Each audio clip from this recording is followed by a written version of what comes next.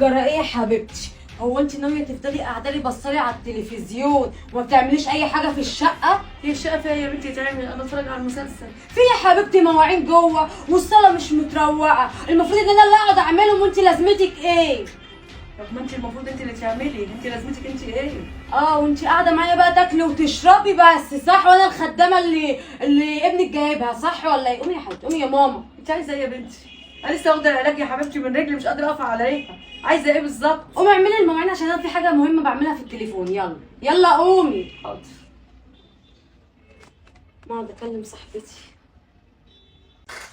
ايه يا حبيبتي، ساعة في المطبخ عشان تعملي شوية الحاجات دي؟ انا خلصت كل حاجه يا شيماء، اهدي بس عليا بالراحه، فاضل الكوبايات دي بس هصبنا وخلاص. اه يا حبيبتي فاضل الكوبايات اللي هتقعد سنة انا عارفة. طب يلا خلص، انا عرفت منك اصلا. حول ولا قوه الا اوف ده بالله. انت ست مقرفة.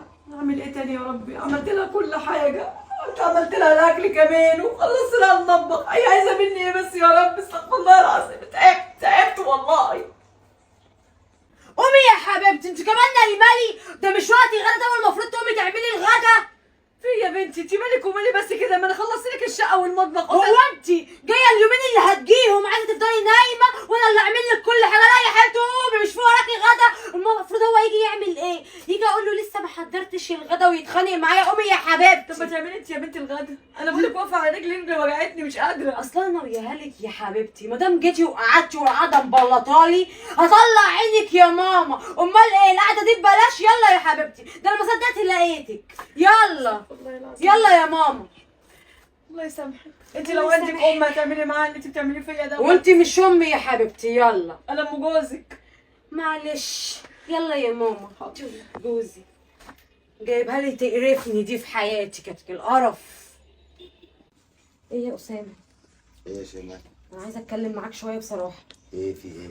انا امك انا بجد عماله تضايقني، تصحيني من النوم بدري تقول لي حضري لي الفطار، وشويه تقول لي انت الحته دي مش متروقه اعمليها، وعماله ليل نهار واقفه على راسي على الواحده كده.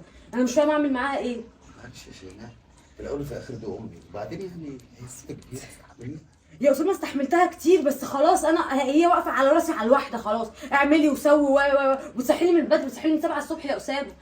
اجي ابقى نايمه الاقيها بتصحيني وتزعق فيا وتقول لي قومي وانت لازمتك ايه في البيت وانت بتعملي ايه. انا عرفت اشوف لك حل يا اسامه. بصي يا شيماء، انت كده عايزاها بقى انا مش عايزه احكي لابني حاجه، يعني وانت اللي رايحه تقول لامك اللي بتعمل. اخوات البنات. الله يسامحك يا بنتي. تبقى قاعده مع الله راجل يسامحك. غريب. ماشي. وانا كبير يا شيماء. وانا مش ملزمه ان هي تفضل حتى ان هي تعاملني كده، يعني مش كفايه المفروض تحترم ان انا مقدراها وقاعده معايا في الشقه، لا كمان عماله تتخانق خلاص يا معايا. شيماء انا هتكلم معاها. ماشي بقى، انا تعبت بقى يا اسامه، شوف اتصرف. استغفر الله العظيم يا رب. انت يا وليه، بابا هو في ايه؟ انت يا ستي يا رشانه اللي قاعده مطهقاني في عيشتي. ايه يا بنتي في ايه؟ هو مش في غسيل يا حبيبتي المفروض تعمليه؟ ما انا لسه يا بنتي عامله الاكل ومخلصه المطبخ كله، عايزه مني ايه تاني؟ وانت عايزاه يجي بقى يقول لي في غسيل جوه وما عملتوش ليه وما سويتوش ليه؟ ما تنجزي يا ست، انت دايما كده قرفاني. انا من ساعه ما جيت يا بنتي وانا اللي شغاله عندك، مش انت اللي شغاله عندي. المفروض انا جايه ارتاح في شقه ابني. جايه ايه يا حبيبتي؟ ارتاح يومين عند ابني.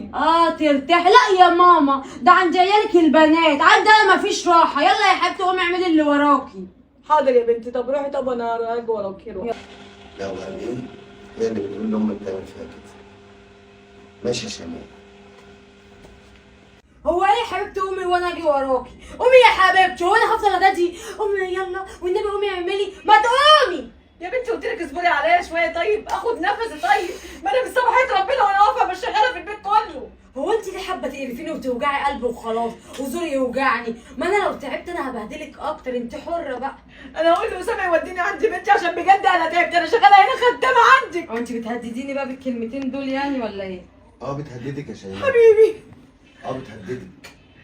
بتهددك يا شيماء. يا اللي عماله تقولي لي امك وامك وامك وامك، اعمل فيك ايه؟ ما تقولي لي اعمل فيك ايه؟